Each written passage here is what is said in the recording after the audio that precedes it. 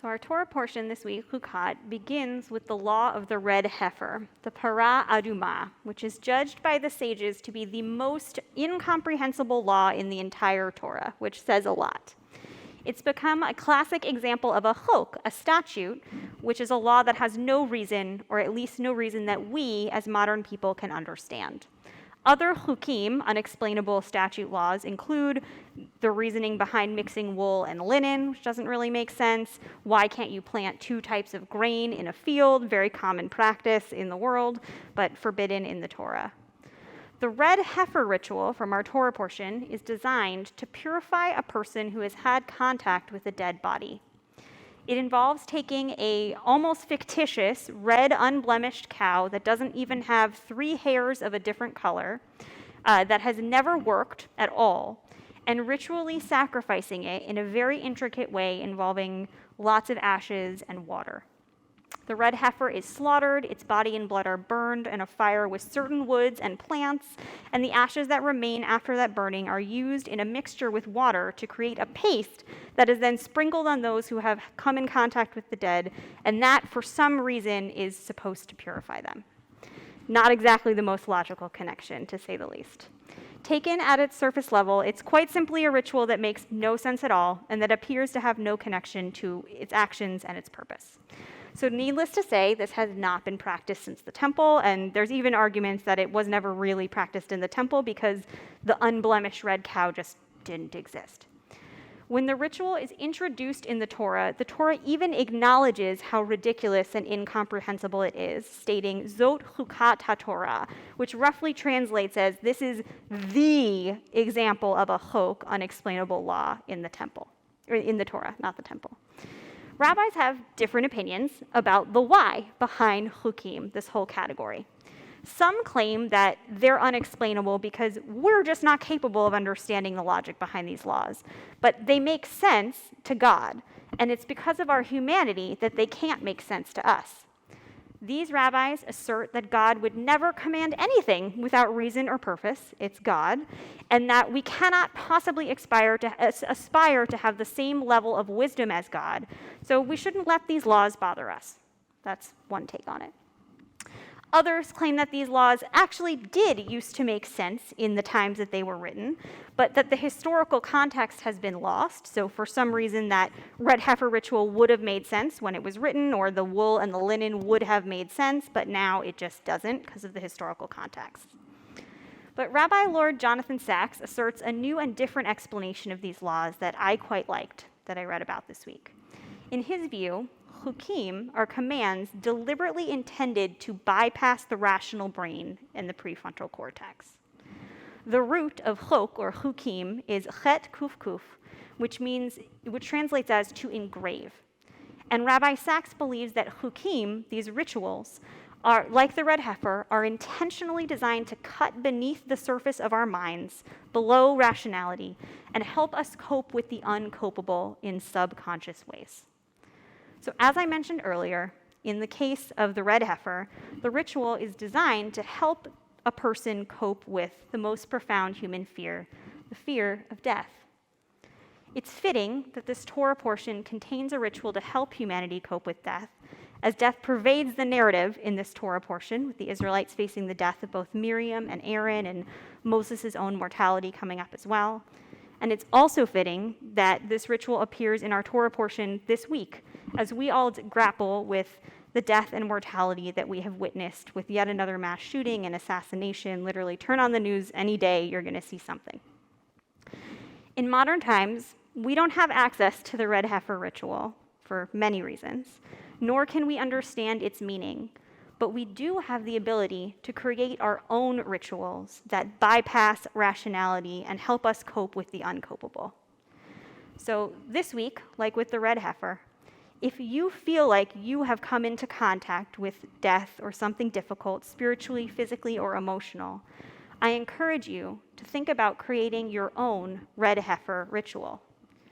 Turn off your prefrontal cortex and ignore the rational part of your brain. And instead, just ask yourself the question, what do I need to cope with this uncopable thing before me? The answer may seem silly, self-indulgent, or surprising. But I encourage you to try and listen to what your gut is telling you. Ignore how others would perceive this self-guided ritual, and even suspend your own judgment about it. What you do doesn't have to, and in fact, according to the Torah, should not make sense outside of the moment that you do it, and it shouldn't make sense to anybody other than you. That's the essence of the red heifer ritual, and it's often what grief, the most primal rending of the garments of our souls, demands of us. It is only by giving ourselves the space and the ritual that we need to grieve and process the tragedy that we all too often witness in our world, that we can begin to move forward and think about how to repair the pain we see in the world around us.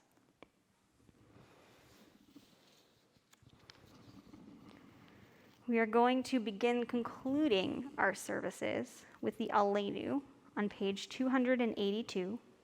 Please rise. Aleinu לשבח, page 282. לדון חכול, לתת גאולה ליוצר בראשית, שלא עשנו כגויי הארצות, ולא שמנו כמשפחות האדמה, שלא שם חלקנו כהם, וגורלנו ככל המונם, ואנחנו קוראים ומשתחווים ומודים לפני מלך מלכי המלכים הקדוש ברוך הוא, ונאמר והיה אדוני למלך על כל הארץ ביום ההוא, ביום ההוא יהיה אדוני אחד, ושמו אחד.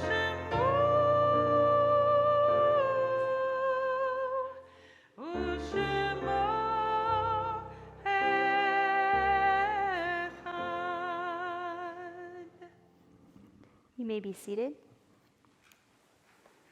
This is a poem called The Kaddish for Pittsburgh by Rabbi Jen Gubitz that I'm adapting tonight.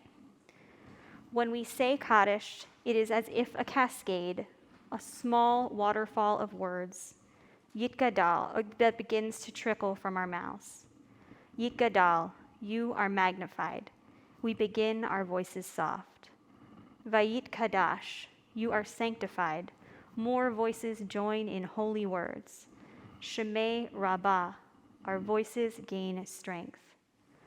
When we say Kaddish, as if a cascading waterfall of words, our voices join together, trickling, then flowing, and then a deluge, as our hearts join together and the floods of emotion, unspoken grief, fear, anger, guilt, why, how, never again, pour out from our souls, cascading over the steep, rocky slopes of being human.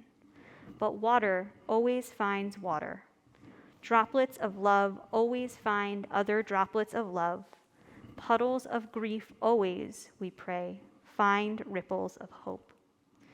And so now we join our hopes, our faith, our words, our tears, our hearts, our prayers, cascading from whispers as we begin, raising our voices louder and louder together until Oseh Shalom, the one who makes peace, which right now as if but a trickle, Hu Ya'aseh Shalom, louder and louder again. Yes, you, the one who makes peace. In a deluge of voices we demand, flood our world, God. Help us flood our world with nourishing waters of justice, compassion, and love.